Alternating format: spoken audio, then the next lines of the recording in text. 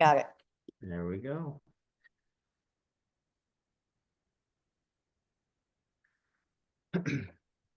All right, everybody. I am super excited. Thank you so much for joining us tonight. My name is Ben Zuloff, and I'm the board president of the Reading League Illinois. We have a great evening planned for you, and I know we're all excited to dive in. So I'm going to do a quick overview, the nuts and bolts for tonight, give you a few updates of what's going on with the Reading League Illinois, and then we'll hand things over. All right, so tonight we're using a webinar format, which means your audio and video are disabled, but you can still put questions and comments in the Q&A, which will just be seen by the speakers, or you can put them in the chat, which will be seen by everyone. Please feel free to type questions in either place, and we'll monitor those and do our best to get as many of those answered as possible during the Q&A at the end. We will be sending out a recording of this to everyone who registered within 48 hours. And then as the evening progresses, the resources and links will be shared and collected. We'll put those in an email with the recording as well. Finally, if you're interested in getting a certificate of attendance for CEUs and or Illinois PD hours through ISBs, we'll put a link to register for those at the very end of the webinar. So just a little bit about us. The Reading League Illinois was founded in 2021 as the 19th state chapter of the Reading League.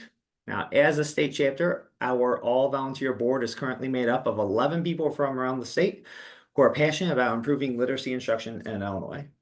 We come to this work from a variety of perspectives. We have teachers, parents, instructional leaders, curriculum coaches, dyslexia specialists, but we all share a commitment of working towards literacy and justice for all. On your screen, you'll see an overview of the winter events. This winter, we'll be focusing on the complexity of comprehension. In February, we'll be hosting Sue Pimentel. If you remember, we were supposed to have her back in October, but she couldn't join us due to the hurricane. She was one of the... Ben, you're not sharing screen. Do you want to be? Yes, I do. Is it not sharing my screen? That's really embarrassing. It's great to have that on the recording as well. That's okay. There we go. We'll have Sue Pimentel on February 13th. And her webinar is titled Placing Text, Not Standards at the Center of the Curriculum. If you're a district looking at implementing standards-based grading or has already made the shift, you might want to hear what she has to say about the intentions of the standards.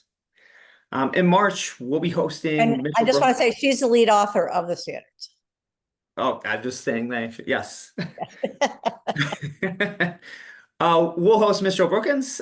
He might be one of the most dynamic speakers I've ever heard. In fact, Leslie Laud, if you're on the Think SRSD Facebook page, called his presentation from last summer's Patan Literacy Symposium one of the best webinars ever.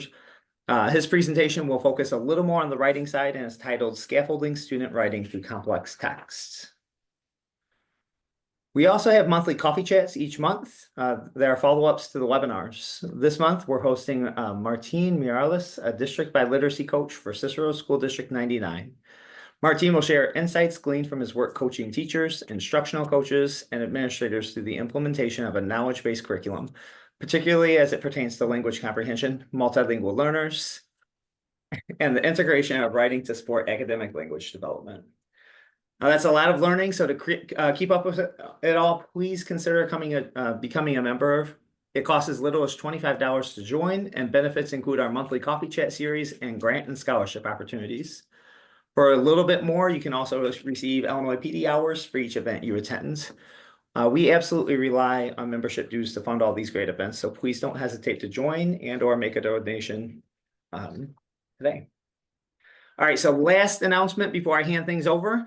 I'm very excited to share with you that the Reading League Illinois will host our first in-person conference this spring, actually, on Saturday, March 1st. The theme is the science of reading for multilingual learners, and we have fantastic speakers with Claude Goldenberg, Linda Cavazos, Ruslana Westerlin, and Phil Kappen. More information and registration will be coming soon, so please look for us on all social media pages of where you can register for that event. Okay. Without taking up too much more time, let's get started. I'm very excited to introduce Meredith and David Liben. The Libens have taught, written, and collaborated together for the past 38 years. Their teaching and work has spanned every grade level in most school types, though it has predominantly been in urban centers, mostly in Harlem.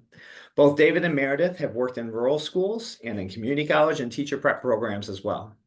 They coordinated the project designed to provide the best information and tools to educators around questions of defining the text complexity and range of reading called for by the Common Core state standards during the first decade when they are in widespread use.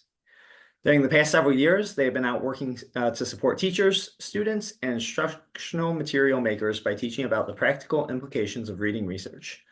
Most recently, their collaboration has resulted in 2 books, Know Better, Do Better, Teaching the Foundation So Every Child Can Read, and Know Better, Do Better, Comprehension, Fueling the Brain with Knowledge, Vocabulary, and Rich Language.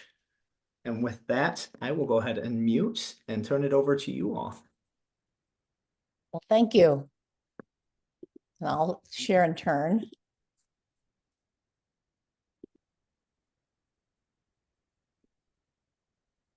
Oh, wait, yeah.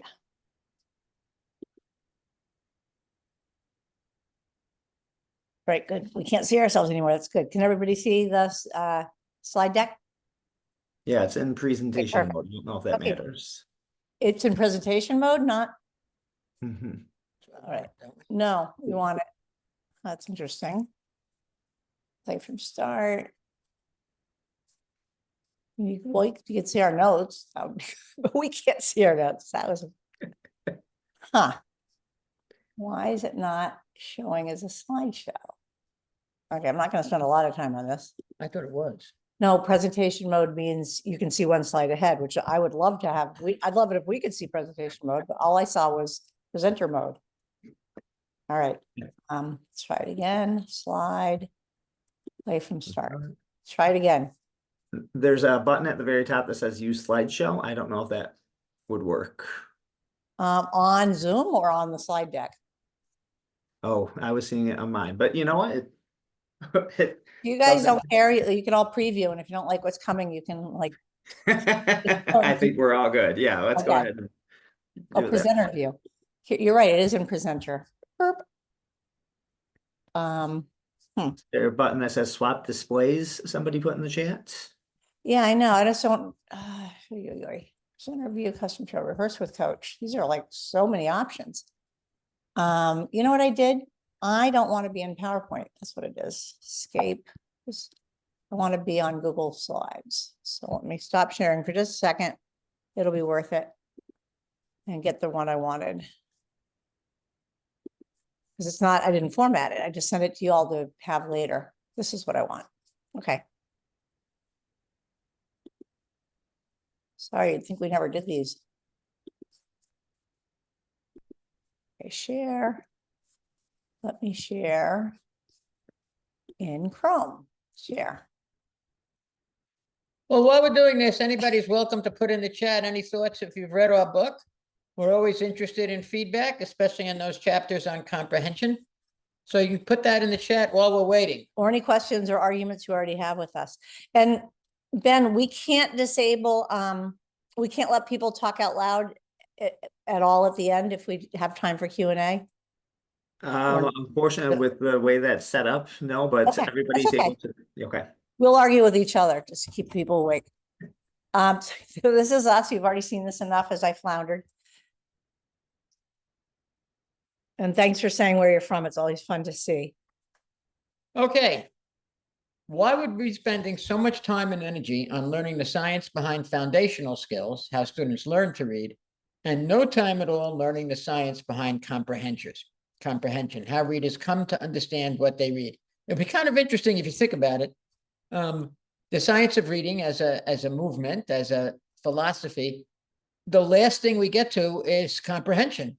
Whereas forever, people have said the goal of reading is comprehension, but the actual science, what it looks like in the mind and the brain, has really not been approached. So I think that's something to think about. So we're trying to subvert that. So let's dive into the science of comprehension. Okay, so these are the ingredients. We want to leave lots of time for questions, hopefully. So we will not go equally deeply into all of these. And we're not touching on foundational skills tonight. It is not our focus, but it's vital. And we will come back to it and its role in the comprehension paradigm. in the cognitive, in the comprehension model, but it's vital. And we're not, just because we're not talking about it doesn't mean it's not vital and important. So I wanted to say that. We will touch on and share some of the research base for the importance of knowledge. Building it year after year is always where the weight of our feet are, not what students are lucky enough or unlucky enough to possess or not possess. You know, we don't like talking about prior knowledge at all. Obviously, some students have more and some have less. We're really interested in how reading can build knowledge and how having knowledge helps reading and helps comprehension. There's a real interplay between knowledge and building vocabulary. We'll look at briefly depth and breadth because they're both vital. But the part of what we're spending time with is really the next bullet. The ability to connect the ideas in the text to one another and to the relevant knowledge that comes firing up that your brain needs to produce to build understanding. Because that is the heart of comprehension, is reading along and connecting the ideas to one another, to things you read before, to things you know, to what you've observed and learned in the text, etc. Really important. We deal with it thoroughly in the book, but we will touch on it now, but not as much as we would if we had more time. Is we're going to argue that some of the things we advocate for doing, the practical implications of what we're saying, and other sort of classroom environmental things you can do, and ways you can encourage kids, the kids you work with and the teachers you work with who support kids, whatever your role is, cultivating the habits of mind of a strong reader, because some of these are habits of mind that can be practiced and gotten stronger. They are not the things we usually talk about, though. So we'll touch on those. And we would argue that if you can pivot and approach reading so that it follows the actual research, the actual known science of what reading comprehension is, you will have a classroom where kids get to develop the sense of self as a curious person, and that reading is a valuable avenue for learning. And then we also argue really strenuously for a really vibrant, talkative, not loud necessarily, but a language-rich classroom where kids are talking and interacting with one another, interacting with ideas, arguing, counter-arguing, that language-rich experiences need to be woven through all these elements. And that is for kids who are acquiring the spoken English while they're learning to read, but it's for all of us. So these are the ingredients. We're not going to treat them all equally. David, do you want to add anything? Nope. You Okay. covered it all. Wow. Okay. Okay, building knowledge. Since Meredith has convinced you all that knowledge is good, what do we do about it? This quote is, I think, rather stunning. Knowledge has a greater impact on text comprehension than decoding skills or general comprehension skills. Ben, does everybody get this PowerPoint presentation? Yes, I sent it to Ben. Okay, this was so stunning that I think I spent 2 hours making sure I got this quote right, because it's in a book, but the book describes the study. And you'll have a link to it if you find it as stunning as I did, to say that knowledge has a greater impact on comprehension than both decoding skills or general comprehension skills. Now, if your first response to this is holy shit, which is a reasonable response, one way to understand it is the way research works. It looks at decoding skills of a range of decoding skills. Now, those kids whose decoding skills are absolutely minimal, then knowledge doesn't help them at all. But Unless they're getting read too. Unless what? They're getting read too. Right, but this is always this is reading based comprehension on what kids read. Yeah. But then when you move away from that, and some kids are decoding, but a little bit better than others, then knowledge is more important than that ability. And of course, general comprehension skills. So that the link is there for you to try to find it in the notes. And I think that says a lot. Next. Meaning that when you get the slide deck, we put the citations for the most provocative things or the most interesting things we talk about in the notes of the deck. This is also part of that work, that it can help compensate for lower levels of these abilities. You kind of know that because a lot of you are probably familiar with the rec study, the baseball study.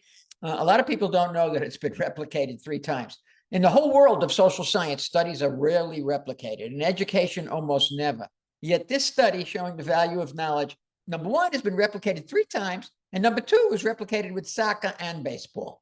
That's also a stunning finding. I think cross languages, right? Not only in Not that I English. know of. Okay. That one was in Scandinavia. This may also be familiar to many of you. A coherent sequence of knowledge-rich texts make it possible for students to read and understand the complex text about that topic. Well, ever since the Common Core brought complex text into the lexicon and into the life of all of us, one of the questions is, well, complex text, that's great. Everybody should be reading grade level text. And, that was met with a combination of, that's a great idea. How do you do it? One way that you reach complex text, other than close reading, which we'll talk about, is to have a series of texts on a topic connected to that. So if you want to read a series of a complex text about, let's say, habitats, and you build up to that with 3 simpler texts, then that allows your students to read the more complex text. It's kind of the way a lot of things work in the world. You start simpler and move up to more complex to master the topics. I've been reading a lot about cosmology. I've always been fascinated with it. And I approached it backwards like an idiot and started with a much more complex text. Now I went back to simpler texts, and a lot of things that are building up to that complex text, and a lot of things are falling into place. So that's true for all of us, not just kids. The most efficient way to grow knowledge and vocabulary is basically a series of texts on a topic, because you're growing knowledge and you're also growing vocabulary. Next. It also teaches students the crucial idea that they must use knowledge they have gained from one text in understanding the next. This has not gotten the attention it deserves, but it kind of makes sense. When kids go off to high school and college, whether they're reading textbooks or not, and the kids who are in the more AP classes and honors classes are in fact going to read textbooks. And that's the way a textbook is designed. The chapters are designed to support the knowledge in the chapters that follow. And that's what you do in college also, whether it's a textbook or not, which is kind of why the Common Core standards are supposed to be designed, and they are in many ways, to be college and career ready. And this is a way to do that, to utilize that idea of leading up to more complex text by a series of texts. You can find out a lot about this by doing searches for text sets. And on the Students Achievement Partners website that we worked on, Achieve the Core, there's a ton of information. What is a text set? How do you use it? How do you assess? Where do you find more, and everything? Because that's what a text set is. Next. This point that students, that idea of teaching students, this crucial idea that they actually are obligated to use what they've learned from text. That's one of those habits of mind of a strong reader that we were alluding to at the beginning. It doesn't always occur to students that there's something valuable going on with reading. And sometimes we have to explicitly say, you read about this last week, so you really should know, you should understand why they're burrowing into the earth, these animals, or whatever it is. All right, all of this applies to as early as kindergarten or pre-K. In that case, it's read aloud. But everything we're talking about, a series of texts on a topic, growing knowledge, growing vocabulary that way, applies to read aloud just as much as it does to anything else. And it also grows receptive and expressive vocabulary as early as pre-K. You can read aloud some very rich texts that grow vocabulary. We're going to talk about more about breadth of vocabulary and depth of vocabulary with rich, complex read aloud in pre-K and K. Meredith? And that's what I was alluding to with kids who are weak decoders, or kids who aren't yet decoding can still get all this benefit. And again, it's one of our sort of mantras is we do it with our own kids and our, our family, our nephews, nieces, children, grandchildren, whatever. We should bring it into school as a part of regular practice. Reading aloud, rich text to kids where they learn a lot is fun and it's good and it's essential. Just a quick reminder to jot down any questions or comments you have. There's never been one presentation we've done where the Q&A is not super helpful. And we baked in time too. All right, so each time we talk about something, we'll talk about some of the instructional implications of it. So we talked about this idea of text sets.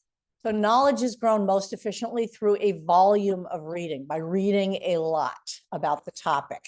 The whole argument for text sets or full-length books on a topic, if the reading can stay on one topic for a period of time, that's what allows those vocabulary benefits to accrue. And that's what allows kids to get a mastery of a subject that allows them to deal with complex syntax because they have a knowledge that allows them to make their way through those long sentences or those subordinate clauses. So knowledge sticks to knowledge. It's been called the Velcro effect. And we already talked about text sets, full-length books. Those can make it happen. If you're lucky enough to have a curriculum that was built to take advantage of this research, then great. If not, you can do it yourself or supplement. Work with your librarians, whether it's school librarians or town librarians. They can help. They think this way. They know kids fall in love with topics and want to read. They will help you build text sets or generate temporary classroom libraries. There are ways to do this. One of our favorites is ReadWorks. We recommend a lot because it still manages to be free for teachers. It has massive collections of text sets and ready to go stuff with, even if you don't like their questions, their texts are great and teacher accounts are free. We already said there was a close connection between knowledge and vocabulary. Again, if you know a lot about a topic, you can figure out the usually tier 2 words that are creating nuance about that topic. So words like incidentally or simultaneously or another side effect of X is Y. Those are really complex tier 2 words. But if you know the topic, then you understand what simultaneously means because you know these two things happen at the same time. You know that idea. So the word simultaneously, you will get a sense of from reading in context.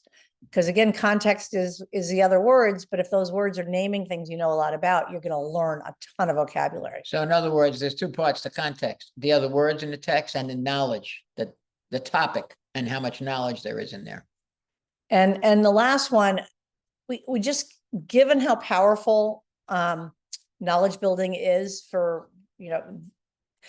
if you have a lot of knowledge, the payback for comprehension is massive. David already showed that stunning research. So we can't afford to ignore how interwoven these are. Knowledge builds vocabulary. Having a lot of knowledge makes you a better reader. Like this is the building blocks of powerful reading comprehension. So we need to, we have to, even if your curriculum right now is a disaster on this front, you've got to wrestle with the implications of this to bring these things to your kids. Those are the instructional implications here. I keep rolling. Okay, here's vocabulary breadth and depth, as David mentioned. So breadth is simply the total size of your vocabulary, how many words that you know the common meaning for. And that can be whether you hear it or see it. Do you have a rough sense of what that word means? So if you encounter most words you encounter, you have that sense of, you have a very broad vocabulary. And it's grown through reading, through a lot, what we're calling a volume of reading. So that's where you grow breadth, not by being spoken to. Most of us talk to each other at a pretty low level about pretty basic things. That's true in educated households when they're having discourse, and more beleaguered households that have less time and less education levels amongst the adults. we don't talk to each other in very complicated ways. But when you read written language gets much more sophisticated. In other words, you don't usually talk to people using words like antagonistic or agnostic or verisimilitude or any words along those lines. And anybody who uses those words, you usually don't want to talk to them. So that's that. So, but they're there in reading. I don't know about those words, but other words. So depth is the other important aspect of vocabulary. That is how much you know about a word when you encounter it. What fires up in your brain around that word. So there's a lot to a word, any word. So it's how it's pronounced. Can you pronounce it accurately? Because that helps if you're seeing it in print. If you don't know how to pronounce it, that can throw you off, because maybe you know the word, but you don't know. It may be that you have a sense of the word, but you don't know the pronunciations. Pronunciation is part of knowing a word. How the word is spelled is part of knowing a word. You might know synonyms for that word that deepens what you know about that word. Knowing what the word is not, what are opposites to the word, is also part of knowing a lot about a word. And it's, it's not just heavy versus light or late versus early. Those are simple antonyms, but knowing about this with more sophisticated words too. Word sense is really important. That is a word that does a lot of work in our language, that has a lot of different meanings. A good example, the word bank. A bank can be a place where you go to do things with money, like where an ATM machine might be glued to this, attached to the side of it. But rivers have banks, and bank is a synonym for, in slang, for you can bet on it. You can take that to the bank. You can bank on it. Is a sort of like what I'm telling you is true. It's rock solid. That is another sense of bank. We often talk about ground, because you can, ground flour is ground, but the ground you stand on, what I stand, this is this is the ground that I will not shift off of. Or it's the playground has hard dirt on it, because the grass wore away. Or people grind their teeth, a different form of ground. So these are word senses. A word can shapeshift a lot, and mean different things. And then there's shades of meaning. Are you angry? Or are you furious? Or are you irritated? Or are you annoyed? Those are shades of meaning in that family of negative feelings that make you, all the way at the end, they make you feel like, shutting down or doing damage. Knowing the parts of the word, what the subparts, what they mean, the morphology, is also part of knowing about a word. And if you even know the story of a word, its etymology, its origin story, that's the cat's meow on knowing about words. Now, I'm going to tell a story on myself. I wrote the first drafts of our section of vocabulary depth on morphology, because David didn't want to touch it. And I was kind of intimidated, because I'm not a linguist. I took Latin. I even studied Greek in college, but that was a gazillion years ago. And I would meet people when we were working with schools that knew a ton. And I'd be like, oof, maybe I should outsource this chapter. Teachers don't need to be word linguists themselves, but they have to be curious about words. They have to investigate words be willing to do that. If a kid asks a question about a word and you don't know, take that as a great moment, not a moment where you feel, embarrassed and you shut the kid down and be like, we got to go on. Let's stop and explore the word if you can carve out a couple minutes. So again, being curious about words yourself is the best way to model this for students. But vocabulary depth is really important, and it is done just this way, focusing on a word that matters a lot.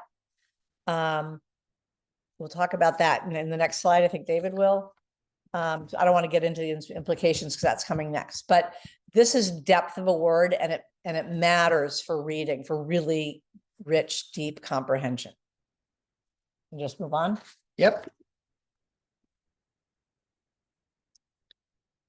Okay, instructional implications. Get your students reading a volume of text. We talked about this on connected topics. You'll go vocabulary and build knowledge. When you're teaching, quickly drop in the definition of a concrete word you suspect students don't know that's needed to understand the text. Often this will be a word students do know a synonym for. So suppose they come to the word vital. Now you drop in, you say it's very important. Vital means very important. Or irate, and the kids don't know what irate means. You say it means very mad. It's not the only way to teach vocabulary, certainly, but that's one way. And there's research to show by a guy named Andrew Beinmiller, who wrote a whole book on this in 2010, to show that that actually works. And it's very convenient. You don't have to do a lot of planning. You just come across a word. You know the kids know a synonym for it, like a synonym for irate is angry, or a synonym for vital is important. And there are examples of shades of meaning, as Meredith discussed, but that's called drop-in words. On the bottom, read this bottom arrow for a minute, please.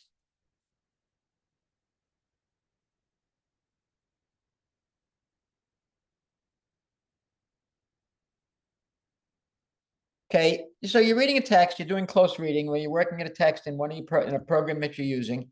You should spend some time on words that are essential to understanding the text. That makes sense. That should be some of the words that should get some time.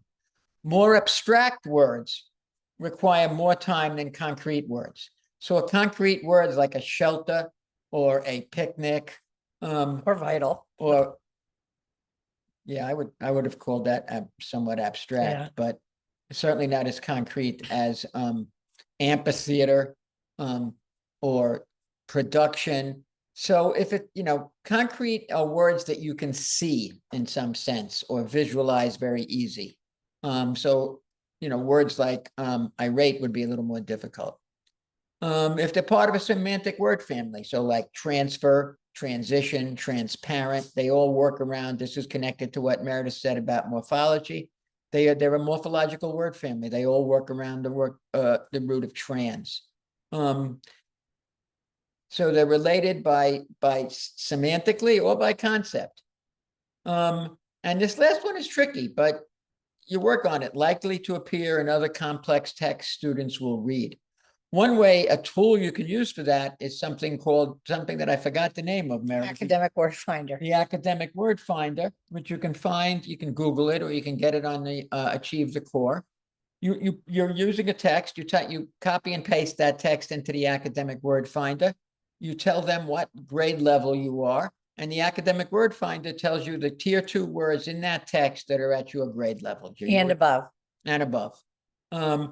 And thousands of people have used that, and I thought it would be kind of screwy, but it actually works pretty well. Here's the most important thing about vocabulary.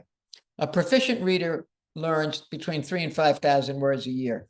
Nobody learns 3,000 and 5,000 words a year, no matter how many drop-in words you do, no matter how many vocabulary lessons you do, no matter how many games you play. Proficient readers learn the words they need to know by a volume of reading. And reading a series of texts on a topic is volume of reading on steroids. Even those kids who don't do a volume of reading on a topic, they just read everything they can get their hands on, whether it's fiction or nonfiction. This is growing their vocabulary. A volume of reading on a topic is the best way to grow vocabulary, more than any other instructional implication. And you maximize that with everything that Meredith and I have talked about a series of texts on a topic. Meredith, anything else? All right, so those are really the building together with foundational skills. These are the raw materials for successful comprehension. But we want to transition now to talk about what comprehension is. And this is basically a model we're going to present to you. If you've read the book, then this is going to be a review or explainer. If you didn't, this is going to just scratch the surface, but hopefully clearly. So this is a mental model because we can't peel back the top of the brain and see comprehension happening inside. But now we're going to get into what comprehension actually is. This does get a little dorky, so fasten your seatbelt. Yeah. Especially if you haven't read the book. Yeah. So this is the model. This is a visual for the model of comprehension. This is Walter Kinch pioneered it. It's been embellished, but never disowned. It's still the model ever since he developed it in The mid-80s. mid-80s. Yeah. And it's really important that these are interactive levels, and we're going to go through them. Some are easier to grab than others. So these are simultaneous in a successful reader. If somebody's not successfully comprehending, one of these is misfiring. So they're obviously we had to show them as a hierarchy, but they are not hierarchical. And let's get into them. All right. Here's the surface level. Surface level is decoding the words, pronouncing them successfully, and noticing the punctuation. So you're all muted. Go ahead and read this, decode this, read this yourselves. Some of you may know where it's from.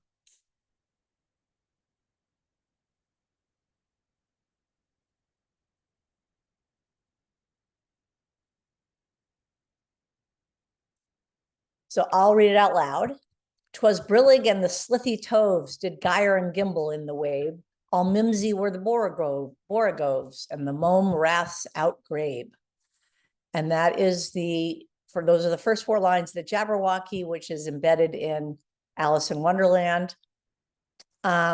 We all just did surface level. We decoded it successfully. I noticed the punctuation when I read it aloud. You probably noticed it when you read it to yourselves. I have no idea what it means. Alice didn't either. I'm sure there've been PhDs about it, but Lewis Carroll wrote it as a nonsense poem. So surface level is foundational skills. It's decoding, it's fluency, it's fluency getting with punctuation attended to. That is surface level representation. So this is the easiest one to grab. It's got to go on or reading can't happen, but that's all there is to it. Okay, so here are the instructional implications. There's so many. Yep. Foundational skills mastery matters. Obviously, even though it's not what we're talking about. If you do not have decoding and automaticity and fluency, you cannot achieve comprehension for yourself. You're stuck with listening comprehension. Here's the other thing, though. It's fine to read, the Jabberwocky, but it's not fine if kids are really reading something meaningful for them not to know what it matters. So kids should always, always know the meaning of what they're reading. They should understand that reading is meaningful. And so that needs to be reinforced and represented if you teach and reminded all the time. If you teach kids who are learning English, you need to have a particular obsession with kids knowing, even when they're decoding CVC words, that you stop and make sure that they know those are words. We are not fans of teaching with nonsense words. It's fine to use a few for assessment, although kids should be alerted that they are nonsense words. Reading is about meaning, not just the surface level. Kids should always see that. It's our obligation to provide meaningful instruction for them and to hold them to making meaning. Otherwise, comprehension can't happen. Just one quick thing on that previous slide. Back. What the words you use to teach decoding, you should use words that the kids know the meaning of. And if they don't know, you should explain the meaning. If, pond is a simple word, it might be used in phonics, but not everybody knows what a pond is. So you want to just quickly say it's a small lake or a small piece of water that sometimes people swim in. You don't have to go into a big deal about what's the difference between a pond and a lake and a swamp and so forth.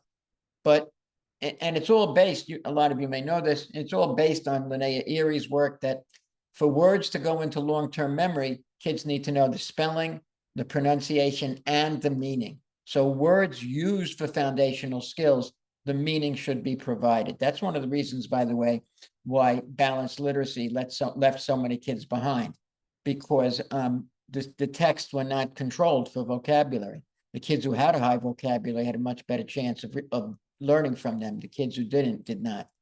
Many Just other wanted to reasons make that too. quick point. But even you see them in CVC instruction with even little, kindergartners and early first grade, like the word tot. It's an old-fashioned word for a toddler. or a baby. You know, just that, it's that drop-in stuff that we're talking about, but don't just have kids decode meaningless strings of letters. Not good. On to you for the, no, Nope, you do No the way. text base. Oh, I do the text base, you're right. you get the wonky stuff. The wonkiest. Okay, there's two parts to the text base. Read both of these for a moment, please.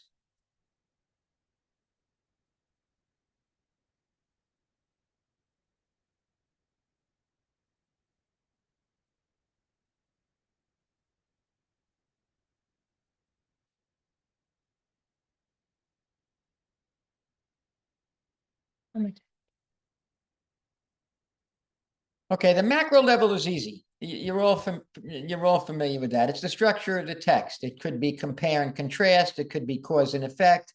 It could be problem solution. It could be goal, action, outcome. It could be chronological, descriptive, all the different text structures.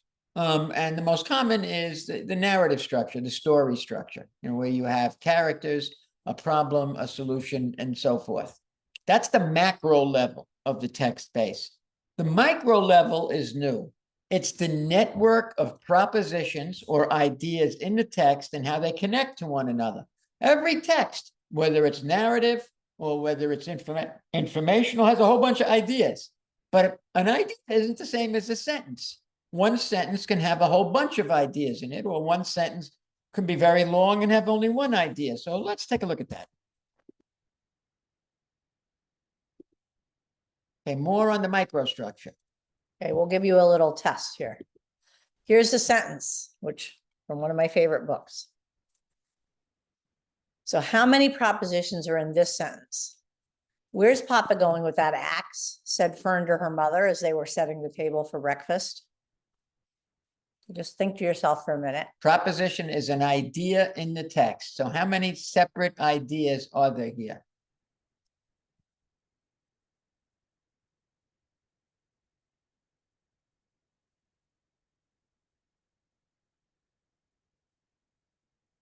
And here's what we came up with. Where's Papa going? He's not just going, he's carrying an axe. It's important. Fern asked this question to her mother. And they were setting the table for breakfast, provides a context. It's separate from Fern just talking to her mother as they were driving. So we thought there were 4 in that one opening to Charlotte's Web. And the idea here isn't to get perfect, to become a linguist, so you can actually absolutely figure out how many propositions. Meredith and I argued at first whether it was 4 or 3. And I think we went with 4 because that's what Meredith said. But the idea is, as we'll go on to, the more propositions in a sentence, then the more information that the reader has to integrate into their understanding. The less propositions, the easier it is to integrate the meaning of that sentence into the kid's ongoing or continuing understanding of the text. Another way to think of that is there's more for the kid to miss if they're not paying attention. There's a lot going on here. Here's another one. This is yours though, right? Nope. Okay, so here are 2 different sentences. But which of these is more difficult to comprehend, do you think?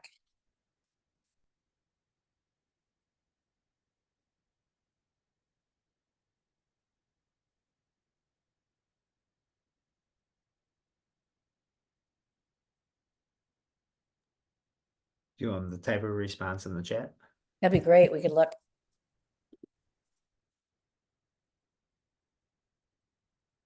Two votes for 2. 2 is coming in strong.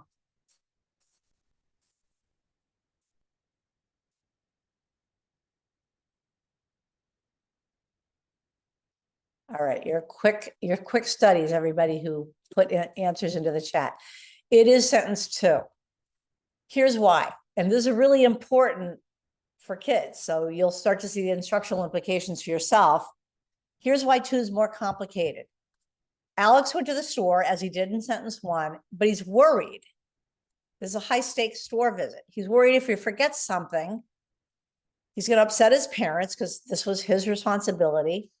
So they'll be upset, but he'll also disappoint his friends, especially Serafina. Now, so there's all sorts of inferences to be made here. His parents, there's something, if these were tied together, party ingredients, but there's something happening that's social. It's his parents, it's his friends, and then this girl, Serafina, there's something going on there with that italicized Serafina. So there are a lot of ideas here. A lot of propositions. A lot of propositions, yes. This first one has a lot of words in it. And here's what our kids do. They think they have to remember everything Alex went to the store to buy. We need to teach them this can all be clumped in. Paper plates, napkins, chips, soda, hot dogs, rolls, relish, mustard, and ice cream. This is a party in a bag. And so they don't need to remember all the different things. That's one idea. Alex went to the store and bought a bunch of stuff. So it's really important in complex text for kids to be taught when they can sort of roll things up into one ball for making meaning, and when they have to sort of reflect, as in sentence 2. Go ahead. Sentence 1 is really one proposition. Alex went to the store, bought a whole bunch of stuff. 2. That's it. He Or went two to the store and he bought. I would say it's 1, but Okay. it doesn't matter. It's not as much as number 2. And that's the point, to realize that when propositions are ideas exist in sentences, but they're not equal. They're not the same as a sentence in every case, certainly. And the more ideas there, the harder that text is. You could call it proposition density. Question number 2 has a lot of proposition density. Whether number 1 is one proposition or 2, and Meredith's probably right, it's probably 2, it's just way easier to process than number 2, which is loaded with propositions, and propositions that you have to make an inference from, also with the whole business about Serafina there. So if you're like me and you promised generations of kids that, a sentence is one complete idea, and that's the definition of a sentence. I did that for many years. Because that's what I was taught. And that's not the case. Kids hopefully still learn to read, but there is just stuff going on here with these propositions within sentences and definitely across sentences as you go on with the text. This is you, right? Yep. The micro level is where the hard work of comprehending happens. Take a look at these bullets for a moment, please.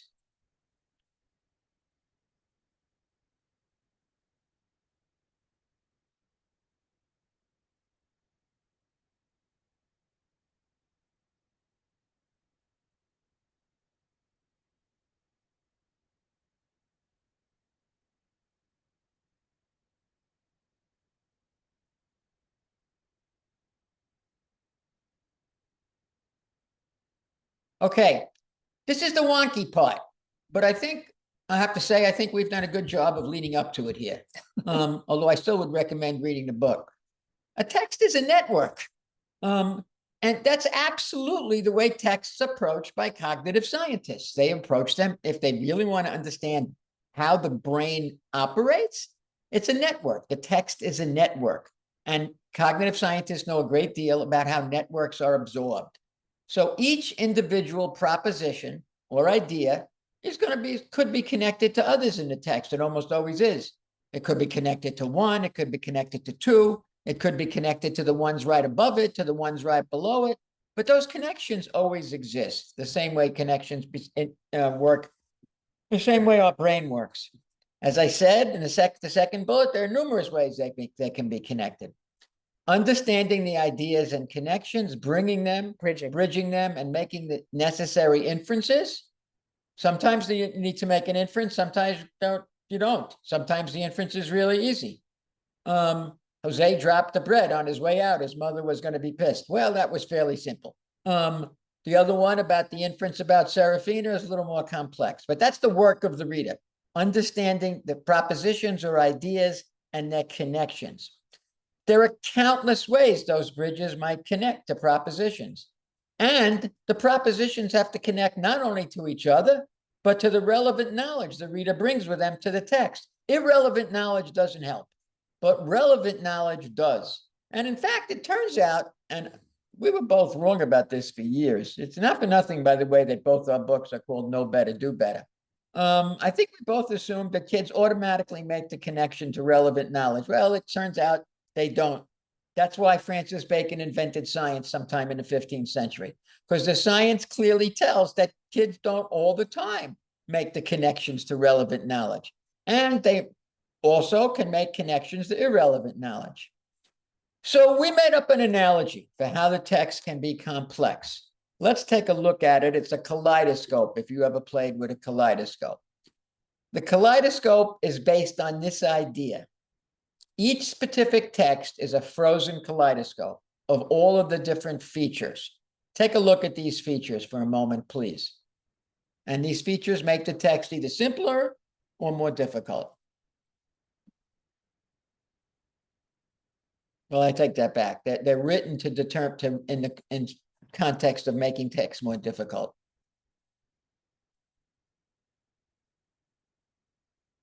Look at these for a moment. And again, feel free to jot down. This is a good time. Jot down any questions or any comments you have that, like David and Meredith, this is freaking ridiculous, or I have no idea what you're talking about here, or any kind of comment or anything you want, so that we have some good stuff to go over at the end.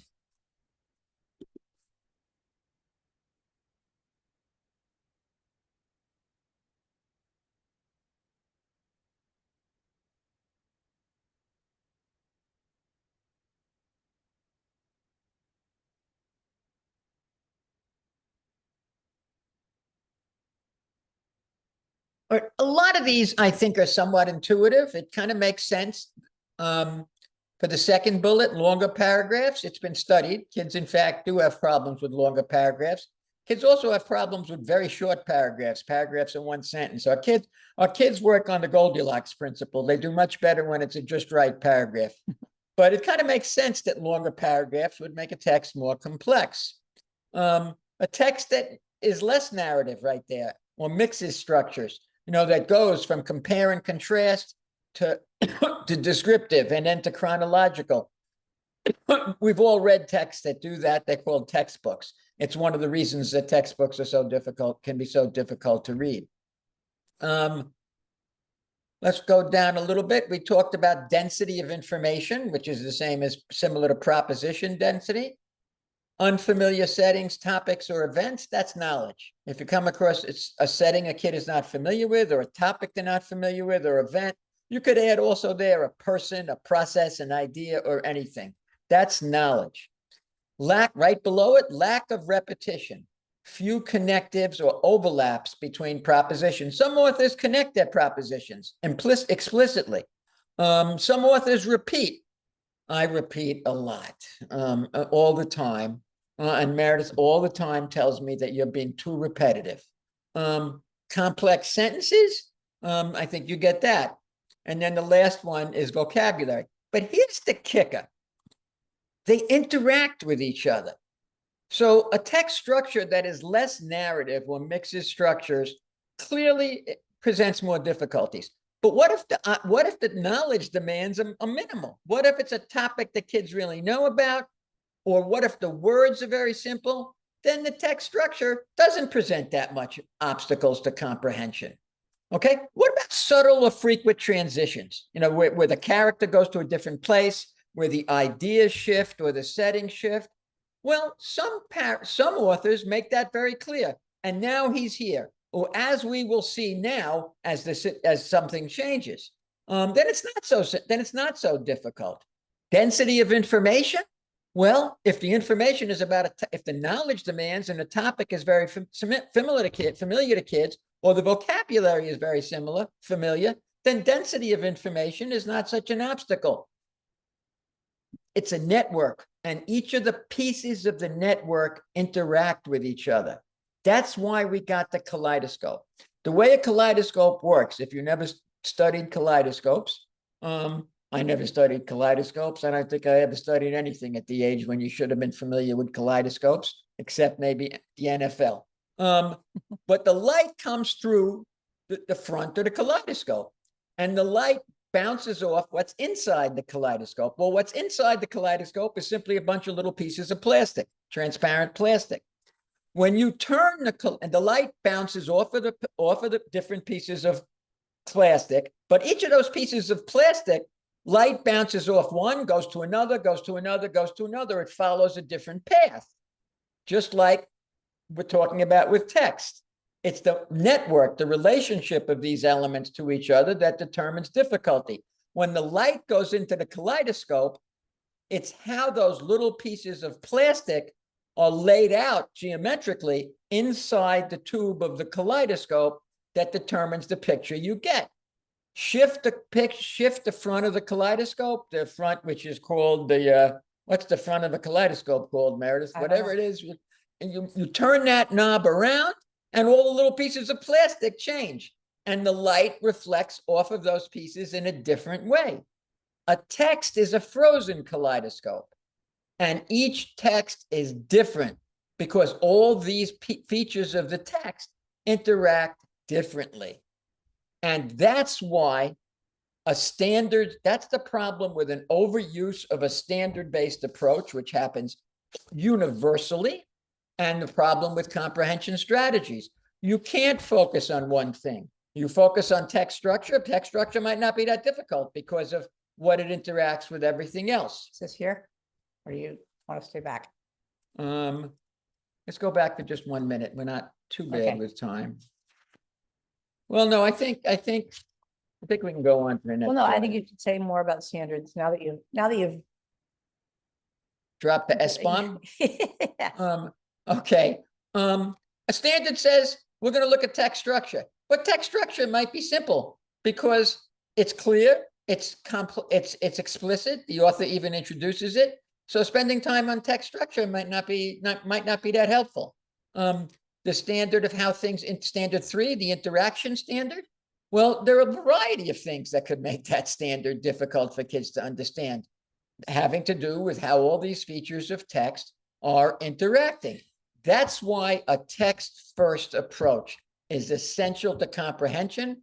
And all of what we're talking about is as essential to the science of comprehension as systematic phonics is versus a 3-cueing system. But it hasn't gotten that kind of attention. If you focus too much on the standard, you don't focus on the features of text that can interact with each other to cause difficulty. And before we had standards, we had comprehension strategies. It was the same exact thing. If you focus on visualization, but the sentences have so little information in them, they're not dense at all, visualization might not be a problem. Or the topic may be familiar, so knowledge is not a problem. So focusing on visualization doesn't help. And so an additional problem is, where's the instructional weight of our feet? If we're working on standards mastery and we believe if a kid got a question that we can pin back to a standard wrong, we are told to reteach the standard, to find more things to practice text structure on, or whatever the it is. And that's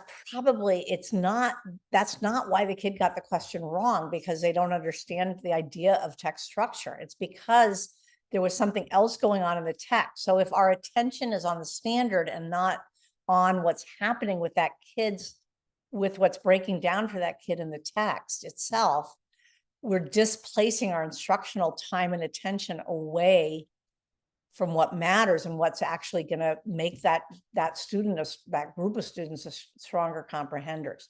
So it creates this filter or this barrier between the text and the reader that isn't the right place to pay attention. So it really is almost like you're not instructing properly if you're not instructing what's the elements of the text itself, and asking questions about what's going on in the text itself. Now, our materials don't help with this because state laws and all the things have loaded up, the standards first approach, and that's what the questions are. And so it's not that they're, they can be good questions or not good questions, but if they're not getting to the heart of these complexities, they're not going to make the kids stronger readers. So this is, we know, throwing a stick of dynamite into what we all do every day. So we hope there'll be some questions and pushback and angst, when we have time, when we get to the end and talk about it around this. So think for a minute and gather your thoughts, and we'll go on to what we see as the instructional implications. Yes. So take a look at, so yeah, jot down some questions they don't have to be in the chat. They could just be, something you want to think about and pose later. But this is what we most think is worth talking about and trying on for size.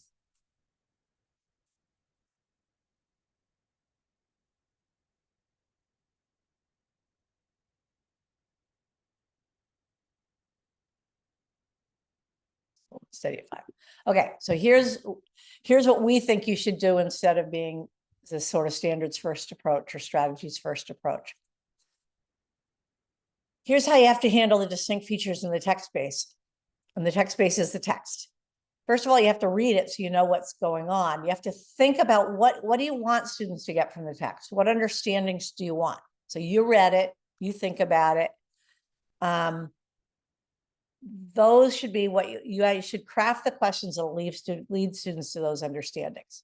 So there's no gotchas here. You're not trying to trick the kids into like messing that up. You can ask hard questions, but you're going to process them together with the class. You're going to build a collective, very language rich discussion around those essential understandings.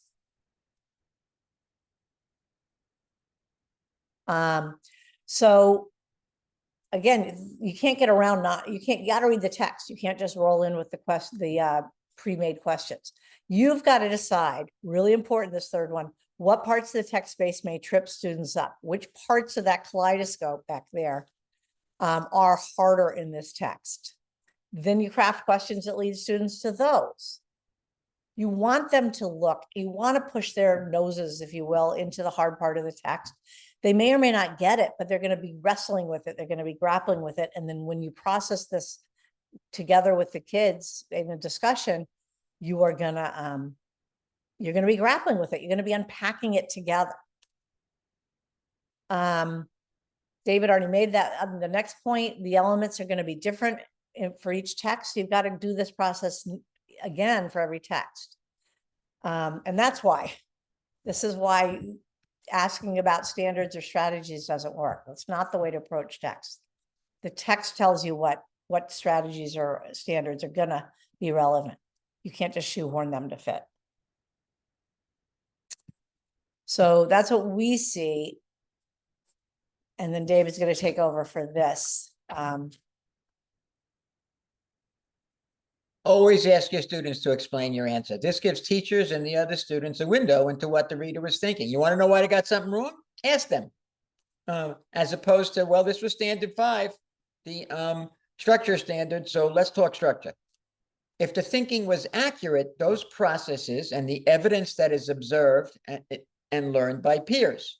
So if the student figured out the question and their thinking was the right kind of thinking and they explain it, then the other kids who didn't get it are hearing it. And it's kind of nice when they hear it from other kids.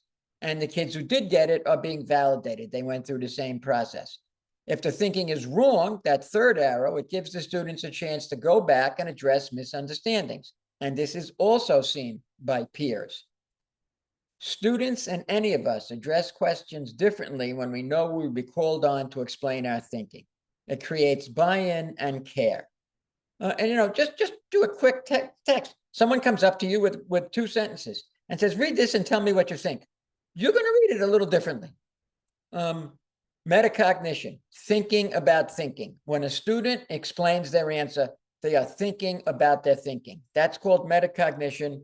And it's got studies having to do with literacy, with math, with learning a foreign language, with all kinds of stuff. Meredith, anything else? No. So this is our, this is our one takeaway for the evening. Like if you're hungry and you need to go, it is getting students, never ask a question that you're not going to ask students to explain their thinking about why they answered it as they would. That in public, in the discussion. And that is our one power move. Close reading. Let me start off with this, because I'm pretty sure all of you are familiar with that. There's no research on close reading.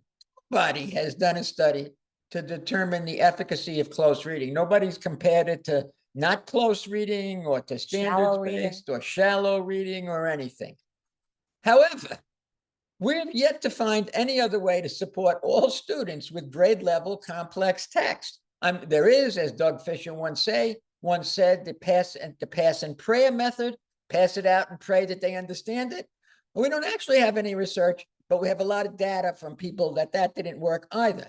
So keep that in mind. All of these moves in the previous slides should be part of regular close reading of rich, complex text. That should not be the only thing they read. That would make everybody freaking crazy. But when you are reading grade level complex text, all the moves we've been talking about with vocabulary, with proposition density, should be brought into instruction during close reading. And it probably, sounds familiar to you in a lot of ways. And we're arguing that close reading, yes, students should do it on their own. They should think about it, maybe gather notes, but it should be social. It should be building socially constructed understanding of that text. It should be out loud. It should be language rich. It should bring everybody along. And that's how comprehension is going to improve. Okay, we still have the third aspect. Okay, there it is, the third one on the top, the situation model. Read it to yourselves for a moment, please.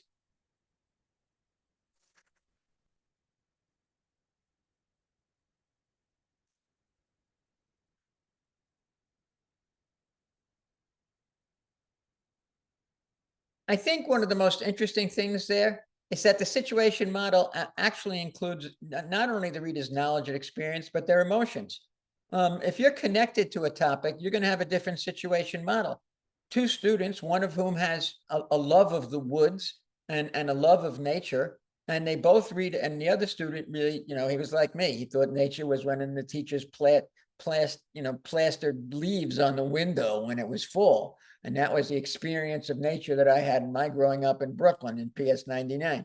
But when each of those students comes to a text about hibernation, the student who has some experience and who loves animals, or maybe the student who with his grandfather was walking by a pond and accidentally found a turtle who was hibernating, and put that turtle back so it would survive the winter. Their emotions are going to make, and their connections are going to make for a different situation model. But if they're both reading a text about hibernation, they should both pull from the text base the understanding what hibernation is, how it protects animals in the winter, how it serves other purposes, but how it leaves you exposed to danger as a predator. Those are the propositions in the text base, and both students need to absorb those equally to comprehend that text.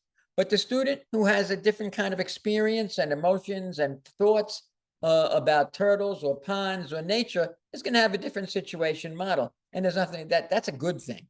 Meredith, anything you want to add to that? Yeah, so this, I know it sounds slightly almost flaky, that it's shaped by all these things, but it is. We know, we know it. I think the point David made about there is an obligation to the text space, though. It has to be accurate. And this is, it's not the gist, because if it's rich, it goes beyond the gist, but it is what you want.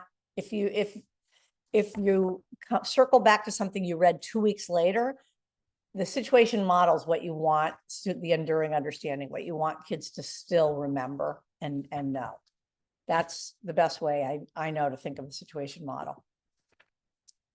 Okay, so this is a repeat of the slide we showed you at the beginning. These are simultaneous. Reading is complicated. These things are they go on in an interplay. You build a situation model from the first sentence or from even the cover of a book, but you should be deepening it and developing it each sentence, each page. You should be your situation model should be shifting, getting more developed and rich. I like to think about reading mysteries when there's often false trails. Your situation model has to adjust because you're like, you are sure it was this character that was the culprit. But whoops, nope, that person has an alibi. So you have to adjust your situation model and go on all while you're decoding, while you're reading the text space, while you're making sense of words. They're all simultaneous. This is you, partner. Okay. So here are the implications. Knowledge and vocabulary, ability to decode automatically and read fluently. They are wrapped up, as we just said, in the ability to comprehend. You can't leave them aside.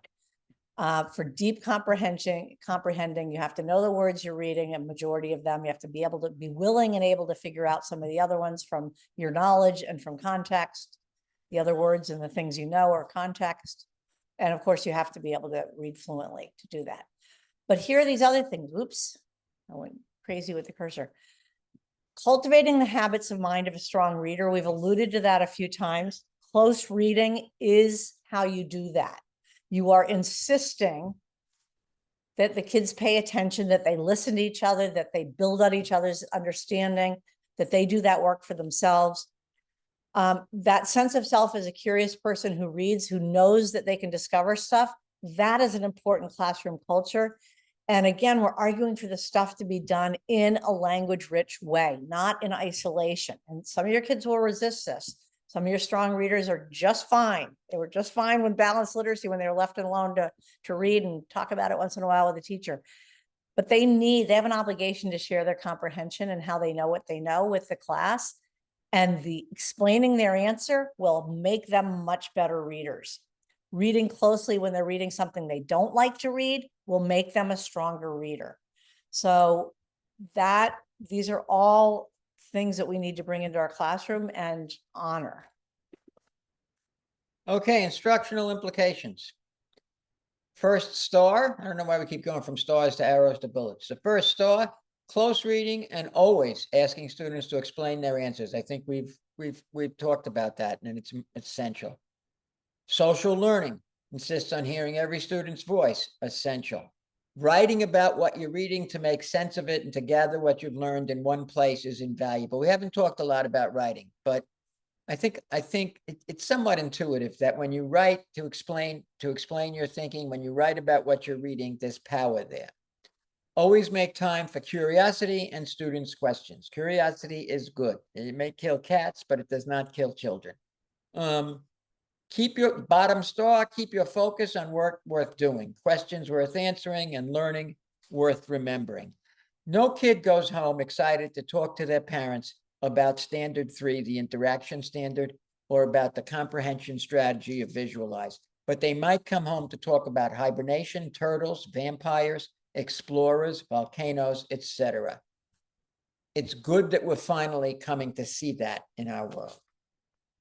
All right, so this is it. We are now ready for answers, questions, comments. We'll track them in the We have one in the chat and one in Q&A. I can read the one in the chat first. oh, okay, perfect. It's besides the Freire models, charades, skits, how can we teach essential vocabulary in ways that engage kids in a fun way and are research-based? This person's district is currently using Freire models. Well, Freire models are really great for depth of a word, but they take a long time. So I would, I hope you're not doing Freire's every single day. They're just, that would become sort of heavy for the class and for the kids. I think, and we have some, there's definitely, lingering on words and investigating, looking up the dictionary, letting kids have access to whatever they have. Challenging them to find other senses of the word or the shades of meaning. There's some good ideas in our book. Sean, what was Sean's last name? If you follow him on social media, he's got these great, he's got great shades of meaning exercises that he does with the kids. So Freire is great for like a really essential word that you really want to milk for all it for depth. I'm sorry, for the depth of vocabulary, but it's, man, I would just say I would do like a Freire a week max, because it just, you can't get out of there in less than 10 or 12 minutes, right? I don't know how you whip out a Freire without it taking a long time. And we're always, we are, you know, we're teachers, you know, longer than we've done anything else. We were classroom teachers, both of us. And 30 years for me. time is, you know, time is always, always just a really rare commodity. So we have to figure out how to do things. So if people have ideas in the chat, that would be great for vocabulary. But yeah, Sean Morrissey, exactly. And I have one in the Q&A that I'm sure a lot of people are wondering here. It says, all the features that make text complex make sense. When you work with school districts, how do you convince leadership and teachers to shift their practices when you have been using the standards for so long? That's who asked that question? it doesn't, we don't. Anonymous. Is that in the Q&A? That you know, there's no research for sure. That's a very difficult question. I think I would say read our second book would certainly be a starting point. I would say read Meredith and Sue's Pimentel's paper, Text at the Center. That would be. Have them come. Sue's going to hit this hard next month too. It's going to I already know her presentation because I worked with her on it in the fall and before the hurricane. So she's going to be great. And she is, you know, passionate. And she, you know, again, she was the lead author. She was in charge of the ELA standards. David Coleman was huge and Jim Patterson, the other two were huge too. We worked on the reading standards with them, but Sue Pimentel is the author of note of the Common Core state standards and many other sets of standards in this nation, whether people know it or not. And she's going to be talking about text at the center and centering text. So invite your admin, your doubters, your whoever's on, and you know, there's some authority when it's coming from her, who wrote the damn things, to say yes, they're important, they have a role.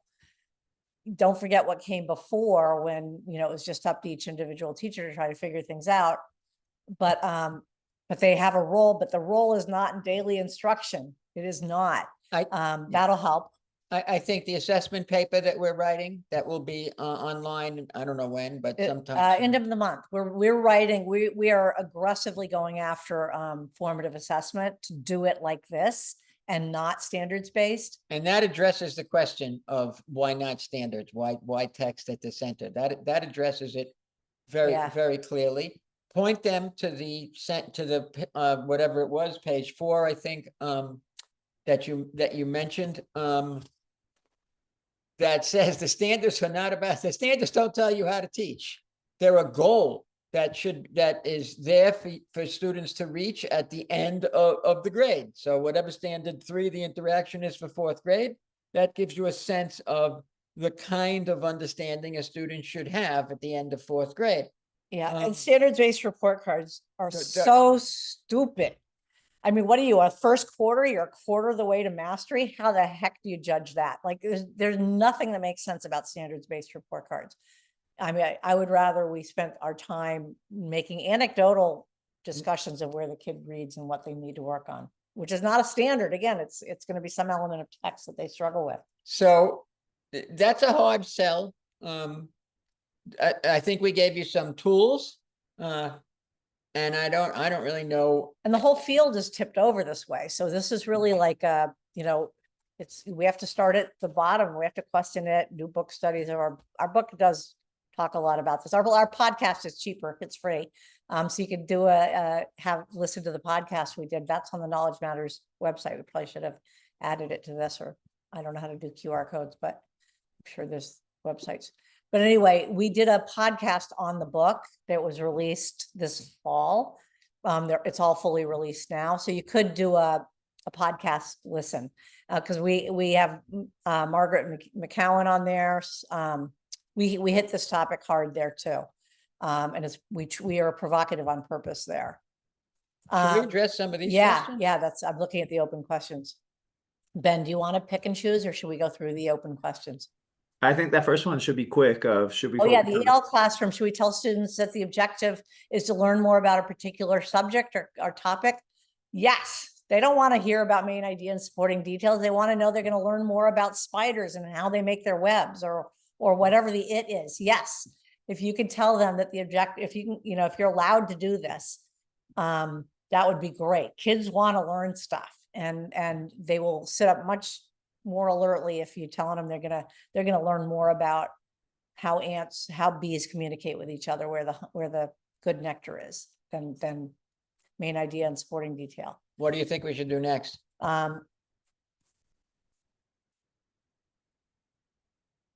So tier 2 and 3 is also pretty quick. We think that tier 2 and 3 should be tightly overlaid with tier 1 in terms of content.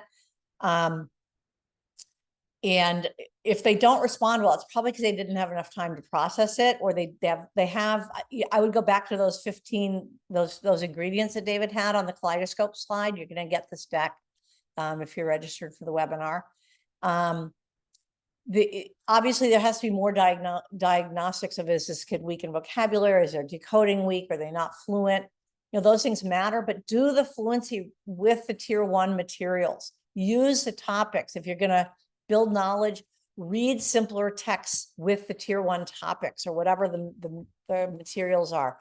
That would be my New Year's hope, or my prayer, my reading prayer for kids that get pulled out, is that it rhyme with what they're doing in their tier 1 classroom as much as humanly possible. All right, tier 3 is almost invariably students who are disfluent, and likely in tier 3 they're likely to be have problems with word recognition, decoding / word recognition. Whereas tier 2, you'll get a combination, but more kids who are disfluent. Those things should be, especially if they're pullouts, which they usually are, that's what should be addressed: decoding, word recognition, and fluency. Everything else that we've talked about here should be a part of tier 1. Tier 3 inevitably are disfluent students. Tier 2, as I said, are a mix, but also mostly disfluent. I think the next thing on comprehension strategies is important. Do they have a place in the ELA block? What does that look like? If a student is explaining their answer and they were successful, they may have used one of the comprehension strategies. So they may have made an inference, and then you could point out you made an inference and then explain what an inference is, instead of following a comprehension strategy sequence, which is less common now since the standards. But it used to be that kids were taught what an inference is from kindergarten to 12th grade. It was the McGraw-Hill series that I had to evaluate once. And they were taught this is an inference, and they were taught that in kindergarten, they were taught that in 12th grade. It should come out of the text. It's another example of text at the center. A student's explaining their answer will involve an inference, and then you could point that out, and then the kid will use that word. The same thing with text structure. The student might have said, well, I figured this text was a problem and a solution. And so this must be a problem. Let me look at it. Let me look at it again. And so on for all the different strategies. If they come out of the student's explanation, then it'll be connected to the text. If you just try to teach it, and this week we're going to do making connections, this week we're going to do visualizing, then those things might not have anything to do with what makes the text difficult, as we talked about in the kaleidoscope slide. But if it comes out of the student's explanation, then it's coming right out of the text. It's text first. And that's the best place for comprehension strategies, to be taught in the context of the student's explanation and pointed out in the text. Beck and McCown's book, I now forgot the name of both of their books, point that out as well. Yeah, and the same. And she argues that the comprehension strategies should be taught as ideas, as vocabulary, so that you can name it. Oh, you just went back and you're monitoring. You went back and reread when you didn't understand something, or you realized you were lost, and so you stopped and you did something about that, or you questioned the text, or you questioned yourself about understanding. Like naming what the kids are doing. Anonymous. The question on well, we should read them aloud. For literary text, is the purpose tied to the theme and not learning literary elements? No, absolutely not. You read a literary text to learn about the world, to learn about yourself. You don't read it to learn what theme means. You can discuss theme, but that's not the purpose of reading the text. And the purpose of reading a text is to learn about the world, to learn about people, to learn about yourself. And from that, you can pull out a theme. And certainly with literary elements, they have some purpose, I think, but many people become proficient readers without knowing the difference between metaphor and simile. I'm still not sure of it. So the purpose of literature is to learn about the world and yourself and people around you. And, First and build foremost. empathy. And of course, with great literature, you're also developing knowledge about the world. Discussions about theme are interesting. They're part of, And they should be part of it. An interesting question that I never thought of until recently is, does discussing a theme make you a better reader? There's certainly no research. There's absolutely no research, I can tell you that. Because figuring out the theme, what might be the theme of To Kill a Mockingbird, doesn't necessarily help you figure out what might be the theme of Bud Not Buddy.